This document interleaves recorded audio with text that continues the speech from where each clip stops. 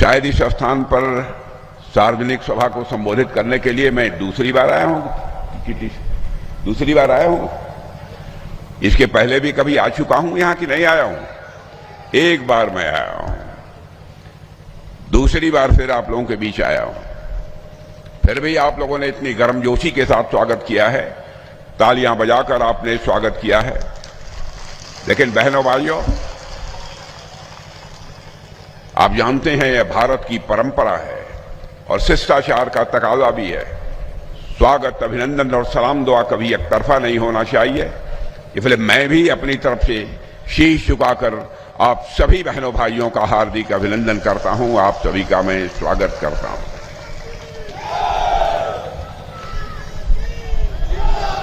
जब आपके प्रत्याशी रणविजय सिंह भाषण दे रहे थे तो मैं नीचे से लेकर ऊपर तक रणविजय सिंह की तरफ देख रहा था और उनकी बातों को बहुत ही गौरपूर्वक मैं सुन रहा था। हमारा जो लंबा राजनीतिक जीवन का अनुभव है, उस आधार पर मैं इस नतीजे पर पहुंचा हूं कि हमारे प्रत्याशी रणविजय सिंह के अंदर जहां पर सादगी है, सरलता है, वहीं पर जोखिम उठाने का भाव भी है और जरूरत पड़ी तो दृढ़ता के साथ जुल्म और अत्याचार का मुकाबला करने की कुव्वत भी है। और उनकी एक बात मुझे बहुत अच्छी लगी है। उन्होंने कहा कि मेरे ऊपर जिस दिन कोई भ्रष्टाचार का आरोप लग जाएगा, मैं राजनीति से संन्यास ले लूंगा।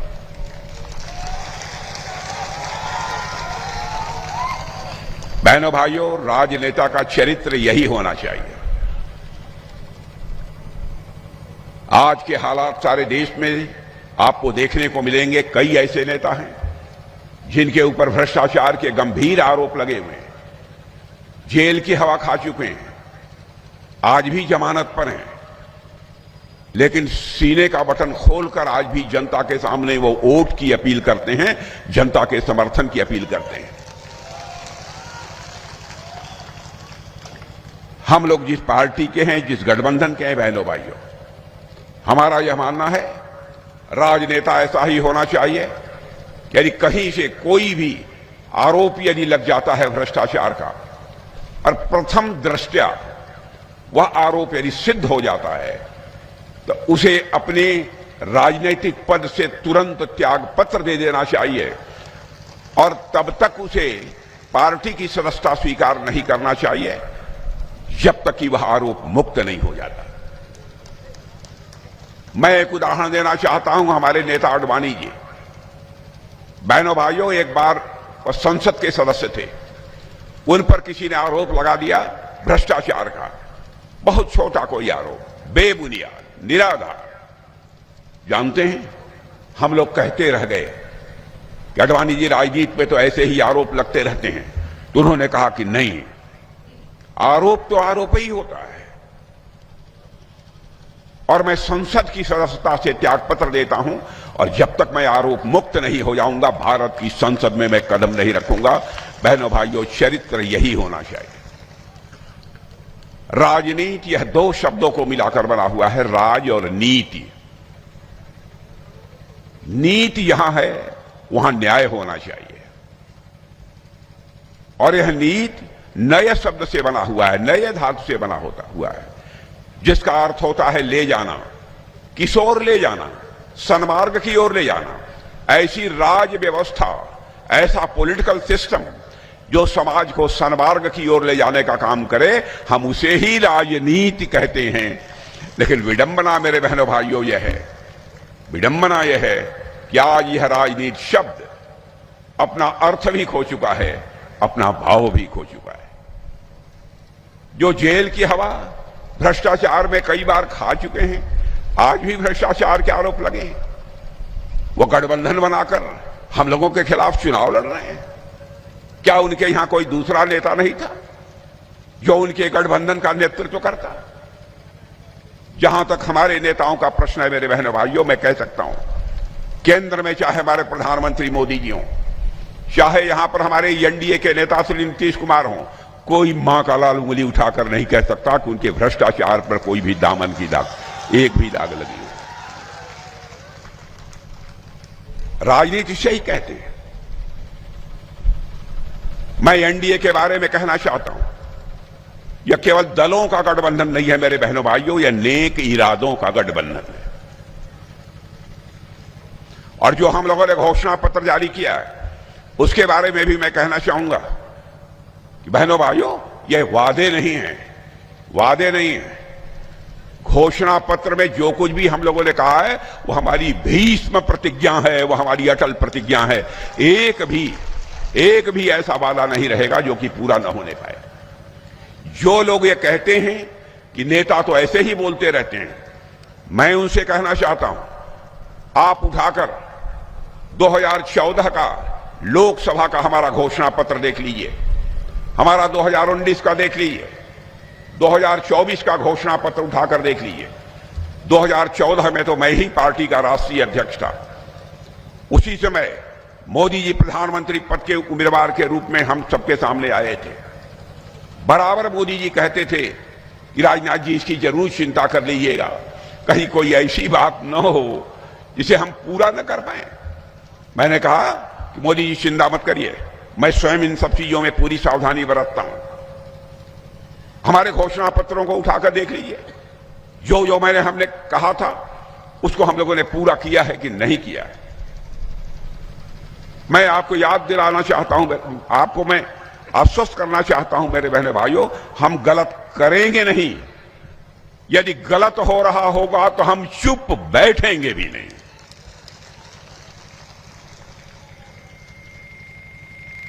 यह हमारा चरित्र है। गलत हो रहा हो और चुप्पी साध कर हम बैठे रहें, यह भी गलत है। राजनीति में शुचिता होनी चाहिए, पवित्रता होनी चाहिए, ईमानदारी होनी चाहिए। कृति और कथन, कहने और करने में कोई अंतर नहीं होना चाहिए। और इस आजाद भारत के इतिहास में नेताओं के कहने और करने में अंतर होने के कारण ही भारत की राजनीति और भारत के नेताओं पर से जनता का विश्वास धीरे धीरे समाप्त होता चला गया और भारत की राजनीति में विश्वास का संकट पैदा हो गया। और जब किसी को गाली देनी होती है, झूठा और फरेब साबित करना होता है, तो लोग कहते हैं बहुत झूठ बोलता है, नेता हो गया है। बहनों भाइयों, यह दाग मिटना चाहिए। मैं तो सारे राजनीतिक दलों से कहना चाहता हूं, इसे चुनौती के रूप में आप स्वीकार करिए। चाहे कोई किसी भी दल का हो, हमारे दल का हो अथवा किसी भी दल का कोई क्यों न हो, जो कहो व करो, कहने और करने में अंतर होता है तो विश्वास का संकट पैदा होता है। और मैं समझता हूं किसी भी इंसान के लिए विश्वास का संकट यह सबसे बड़ी चुनौती होती है मेरे बहनों भाइयों। अब चुनाव आ गया है, आपको यह फैसला करना है कि आने वाले वर्षों में बिहार को विकसित बिहार बनाना है या फिर से जंगल राज की ओर ले जाना है। यह फैसला यदि करना है तो आपको ही करना है मेरे बहनों भाई। और मैं कहना चाहता हूं, भारत तो विकसित भारत बनने जा रहा है। मैं इसके उदाहरण भी आप सबके सामने रखूंगा, लेकिन मैं दावे के साथ कह सकता हूं इस बात को भी, भारत विकसित भारत तभी बनेगा जबकि हमारा बिहार भी विकसित बिहार बनेगा। मैं नहीं कहता हूं बिहार में हमारी एनडीए की सरकार ने आने के बाद सारा करिश्मा कर डाला है, लेकिन इतनी बात मैं जरूर कह सकता हूं कि आरजेडी की हुकूमत थी, लालू जी मुख्यमंत्री हुआ करते थे, लालटेन का युग था। उस युग से हमारे एनडीए की सरकार ने बिहार को बाहर निकालने में कामयाबी हासिल की है, यह बात तो मैं कह ही सकता हूं।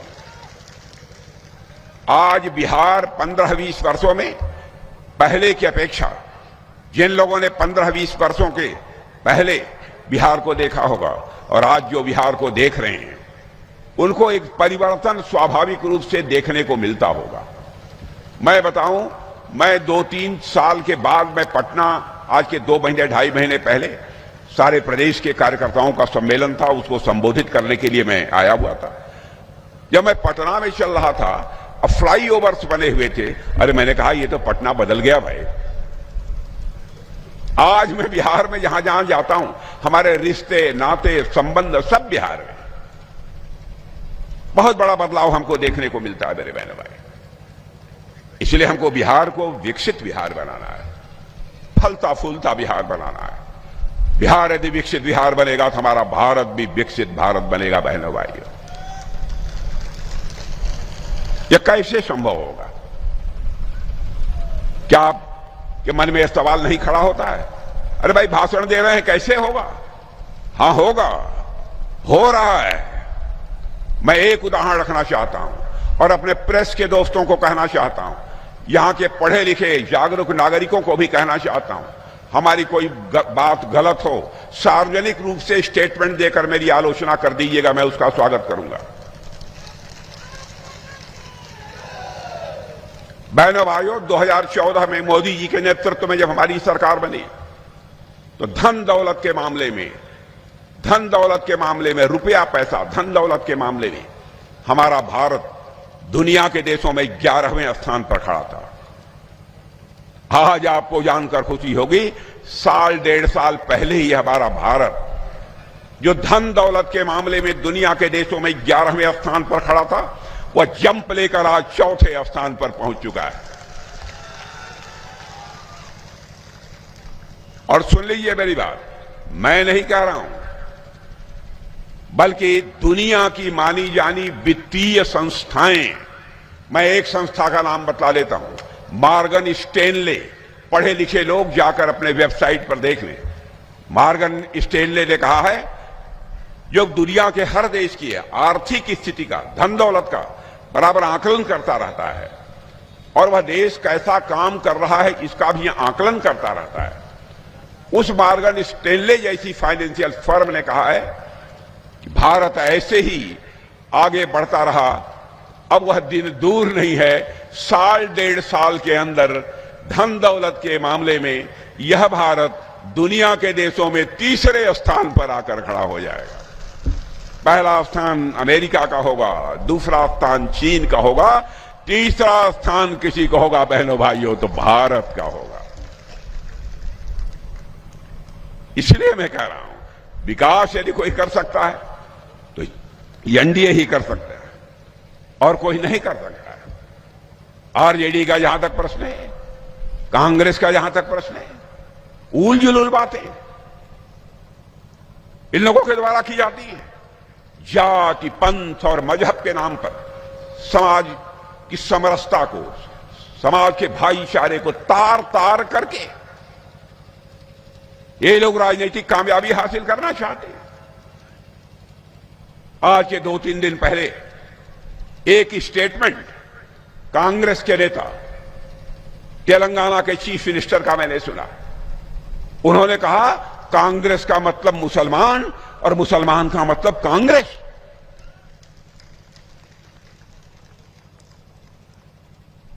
बहन भाइयों, हिंदू हो, मुसलमान हो, ईसाई हो, कोई भी हो, जो भी भारत में रहता है सभी भारत के नागरिक हैं, सभी एक दूसरे के भाई भाई हैं। मैंने अपने राजनीतिक जीवन में कभी भेदभाव नहीं किया, लेकिन यहां कांग्रेस का मतलब मुसलमान और मुसलमान का मतलब कांग्रेस। राजनीति को किस हद तक नीचे ले जाना चाहते हैं। तेलंगाना के मुख्यमंत्री को शायद इस बात की जानकारी नहीं है।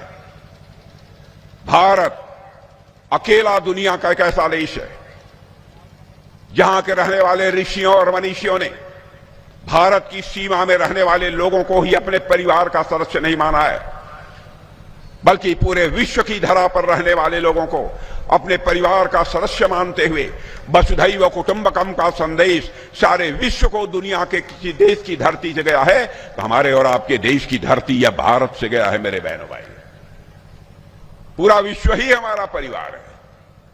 वह भारतीय जनता पार्टी, वह एनडीए कैसे जाति, पंथ और मजहब के आधार पर एक दूसरे से भेदभाव कर सकती है? अरे हम तो इतने दयालु हैं कि हमारी घर की माताएं बहनें यदि घर की रसोई में आटा गूंथती रहती है रोटी बनाने के लिए, बगल से यदि चींटी भी गुजर जाती है, चींटी को पैर से दबाकर मारती नहीं है, बल्कि थाली का आटा निकालकर उस चींटी के भी दीर्घजीवी होने की कामना करते हुए उसके सामने डाल देती है। सब तो सब छोड़ो, भारत कैसा भारत है जिस काले सर्प के काट लेने के बाद मरने की पक्की गारंटी होती है, उस काले सर्प को भी नाग पंचमी के दिन दूध पिलाकर, शुद्ध दूध पिलाकर दीर्घजीवी होने की कामना यदि कोई करता है तो भारत करता है। बहने भाई, हम भारतवासी जाति, पंथ और मजहब के आधार पर भेदभाव नहीं करते। मैं मुस्लिम भाइयों से भी कहता हूं, आपको भड़काया जाता है, गंभीरतापूर्वक विचार करिए। और मैं ये बोल रहा हूं, मेरी बात का भी गलत सलत नहीं बोलता हूं, इसको जांच पर रख लीजिएगा, तौल लीजिएगा, और एक भी घटना मेरे जीवन की आप बतला लीजिए जहां पर कि किसी भी प्रकार का कोई भेदभाव हुआ। ये लोग करना क्या चाहते हैं मेरे बहनों भाई? जहां तक बिहार के विकास का प्रश्न है, मैं कहना चाहता हूं आप सबसे, यकीन रखिएगा, घोषणा पत्र में जो जो कहा है सब पूरा करेंगे, सब पूरा करेंगे। और मैं देश का रक्षा मंत्री हूं, मुझे जानकर खुशी हुई कि यहां के घोषणा पत्र में यह कहा गया है बिहार में डिफेंस कॉरिडोर बनेगा, डिफेंस कॉरिडोर। डिफेंस कॉरिडोर का मतलब यह होता है बिहार की धरती पर ही तोप बनेंगे, बम बनेंगे, गोले बनेंगे, राइफल बनेगी, मिसाइल बनेंगे। आप ये कहेंगे कि क्या और कहीं पर है? मैं कहूंगा है।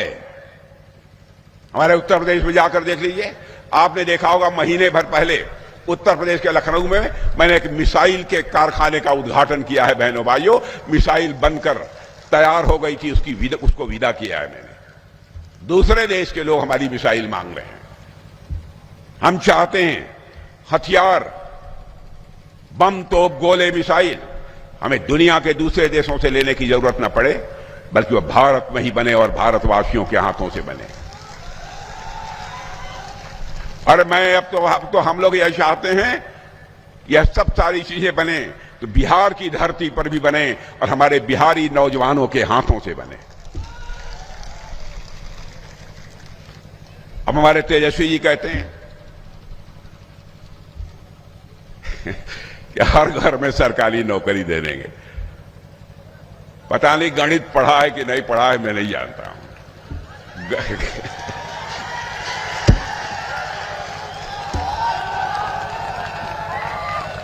बहन भाइयों, गणित मैंने पढ़ी है, मैथमेटिक्स। क्या बतलाऊं? कभी मिलेंगे तो मैं कहूंगा यार पढ़ लो थोड़ा।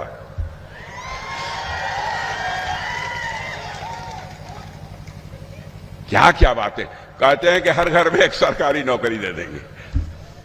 बहनों भाइयों, वह कर देंगे लेकिन हम नहीं कर सकते। हम झूठ नहीं बोलेंगे।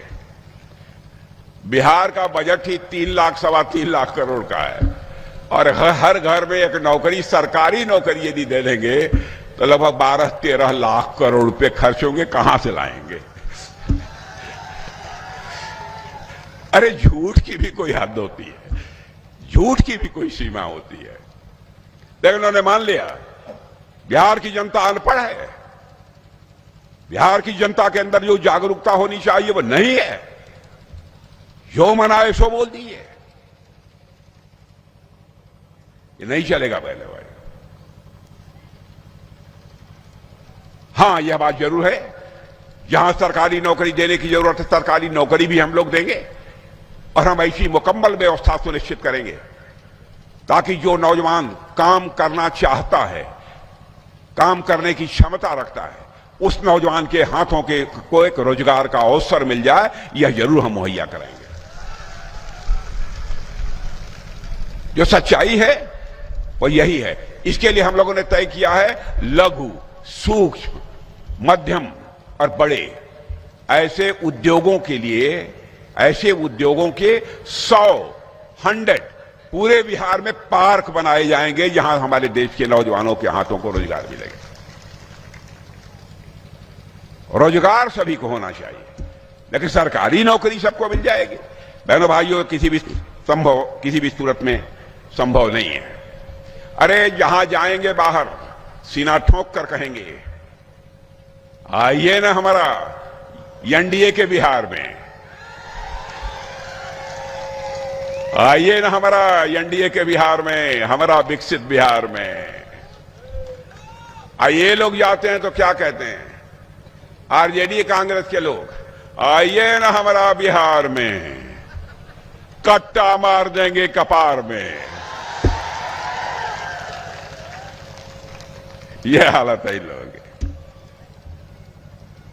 बहनों भाइयों, आज के कुछ दिन पहले, मैं पहले भी बोल चुका हूं, मुझे बहुत ही चिंता हुई इस बात की। एक 6 साल या 7 साल का छोटा बच्चा था, आरजेडी की बहुत बड़ी सभा थी, तेजस्वी जी आने वाले थे शायद उसमें।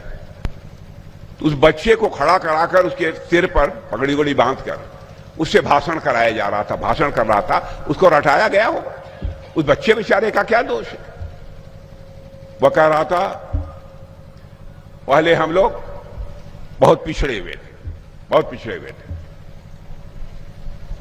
हम लोगों को लोग अनपढ़ कहते थे, अनपढ़ कहते थे, हम लोग डंडा लेकर चलते थे। लेकिन अब वह कहता है जिस दिन तेजस्वी भैया बन जाएंगे मुख्यमंत्री तो अब डंडा लेकर नहीं चलेंगे, हम लोग कट्टा लेकर चलेंगे। धन्य हो प्रभु। बचा लीजिए बिहार को मेरे बहनों भाइयों, इनके हाथों में नहीं जाना चाहिए। बराबर जाति धर्म की यह सब राजनीति करके इन लोगों ने बराबर देश को बहुत बड़ी क्षति पहुंचाई है। हम लोगों का जहां तक सवाल है, हम लोग चाहते हैं हर वर्ग का सशक्तिकरण हो, पर्यटन का भी विकास करेंगे। दुनिया के देशों से लोग बिहार में भ्रमण करने के लिए आएंगे, घूमने के लिए आएंगे, यहां के तीर्थ स्थानों का दर्शन करने के लिए आएंगे। सीता मैया का भव्य मंदिर कैसा बन रहा है, स्वयं भी जाकर आप लोग देख सकते हैं। किसान सम्मान निधि में पहले हम लोग 6,000 रुपया देते थे, बन जाने दीजिए सरकार, 3,000 और देंगे, 9,000 रुपया प्रधानमंत्री किसान सम्मान निधि में देंगे। मछली उछली खाते हैं कि नहीं आप लोग?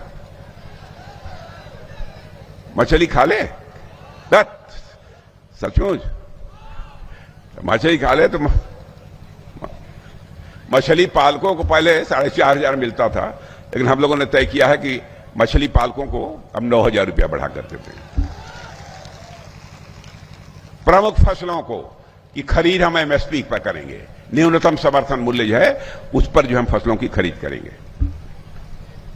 मैंने कई ऐसे प्रभावी कदम उठाएंगे।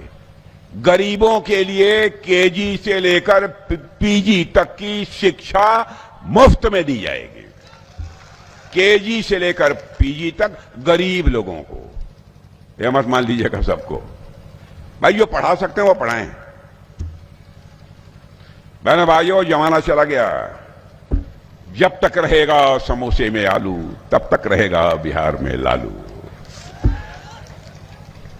अब वो पुराना समोसा खत्म, अब समोसा केवल आलू से टेस्टी स्वादिष्ट नहीं बनता है, काजू भी चाहिए, किशमिश भी चाहिए, मटर भी चाहिए, मसाले भी चाहिए, अब तब स्वादिष्ट समोसा बनेगा।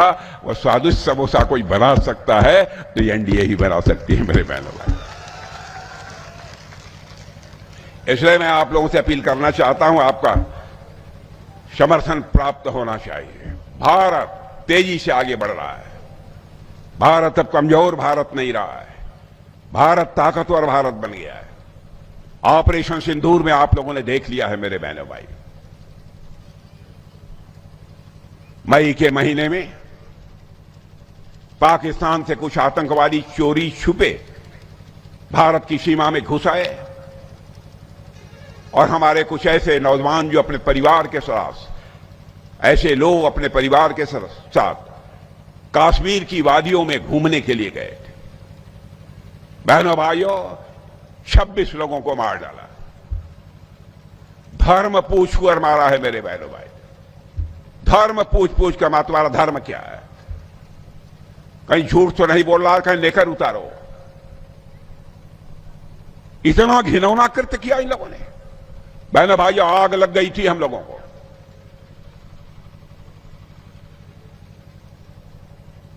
दूसरे दिन ही मैंने तीनों सेनाध्यक्षों की बैठक बुलाई और चीफ ऑफ डिफेंस स्टाफ, राष्ट्रीय सुरक्षा सलाहकार। मैंने अपने सेनाध्यक्षों से पूछा, इन आतंकवादियों के खिलाफ हमको ऑपरेशन करना है, आप लोग तैयार हैं? बहनों भाइयों, आपको जानकर खुशी होगी, हमारे तीनों सेनाध्यक्षों ने कहा कि हम जब भी आदेश होगा हम इन आतंकवादियों के खिलाफ ऑपरेशन करने को तैयार हैं।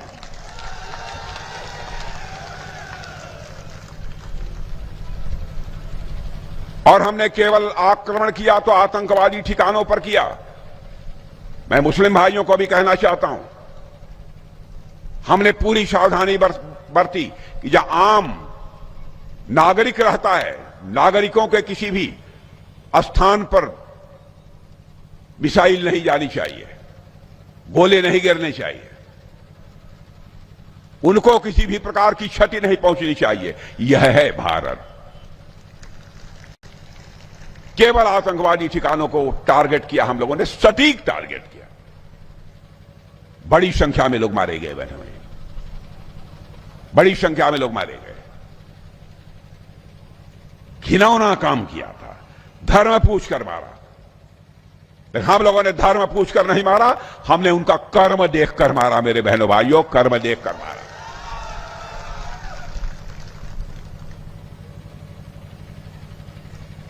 और आपको मालूम होगा, रामायण आप लोग पढ़ते होंगे और बिहार में खूब पढ़ा जाता है। एक बार जब अशोक वाटिका में सीता जी थी और हनुमान जी जब तोड़फाड़ करते हुए कई लोगों को मारते पीटते जब सीता जी के पास अशोक वाटिका में जब हनुमान जी पहुंचे, तो मां सीता अशोक वाटिका में होने के बावजूद, रावण की कस्टडी में होने के बावजूद, उन्होंने पूछा, है हनुमान, तुमने इतने लोगों को मारा क्यों? क्यों इतनी तोड़फोड़ की? तो जानते हैं हनुमान जी ने क्या कहा था? माते, जिन मोहि मारा तिन मोहि मारे, जिन लोगों ने मुझे मारा हमने केवल उन्हीं को मारा। मेरे बहनों भाइयों, हम लोगों ने भी ऑपरेशन सिंदूर के माध्यम से उन्हीं को मारा जिन लोगों ने हमको मारा। बहनों भाइयों, बिहार को डूबने मत देना। आरजेडी के नेता चाहते हैं कि उनका बेटा मुख्यमंत्री बन जाए और कांग्रेस की नेता चाहती है कि उनका बेटा प्रधानमंत्री बन जाए, और हम चाहते हैं कि हमारा ईमानदार नेता नीतीश कुमार मुख्यमंत्री बन जाए। फैसला आप सबके हाथों में। आगे भी सभाएं हैं, फिर कभी मिलेंगे तो गपशप होगी, लेकिन हमारे रणविजय सिंह को इस रण में जिता दीजिए।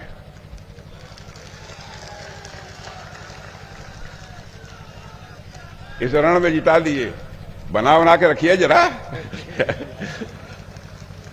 और आप लोगों ने 3 बार इन्हें जिताया है ना, 3 बार। 3 बार के बाद भी कोई भ्रष्टाचार का आरोप हमारे रणविजय सिंह पर नहीं है। लेकिन बहनों भाइयों, आपने देखा होगा, यह तो राजनीति का मैदान है, यह तो राजनीति का मैदान है। क्रिकेट के मैदान में देखा होगा आपने, 1 रन बनता है तो ताली बजती है, 2 रन बनता है तो तालियां और बजती हैं, 3 रन बनता है तो और बजती हैं।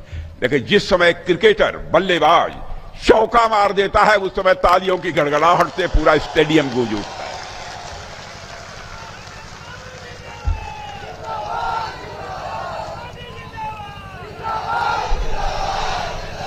तो इस बार हमारे रणविजय सिंह के लिए आप चौका मार दीजिए।